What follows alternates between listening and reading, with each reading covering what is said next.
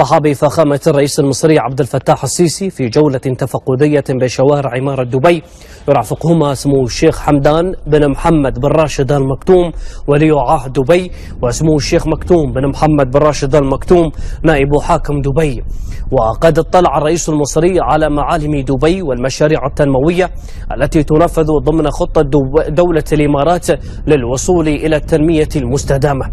وقد أشاد فخامة الرئيس المصري بالنهضة الحضارية ومستوى البنية التحتية التي تتميز بها دولة الإمارات، ما جعلها مثالا عالميا يحتذى به. كما أثنى فخامته على رؤية صاحب السمو الشيخ خليفة بن زايد آل نهيان رئيس الدولة حفظه الله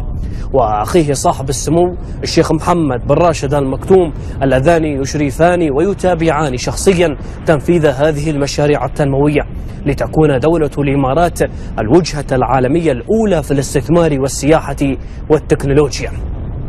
رافق صاحب السمو نائب رئيس الدولة رئيس مجلس الوزراء حاكم دبي وفخامة الرئيس المصري في الجولة سمو الشيخ أحمد بن محمد بن راشد آل مكتوم رئيس مؤسسة محمد بن راشد آل مكتوم، ومعالي الدكتور سلطان أحمد الجابر وزير دولة رئيس المكتب التنسيقي للمشاريع التنموية الإماراتية في جمهورية مصر العربية،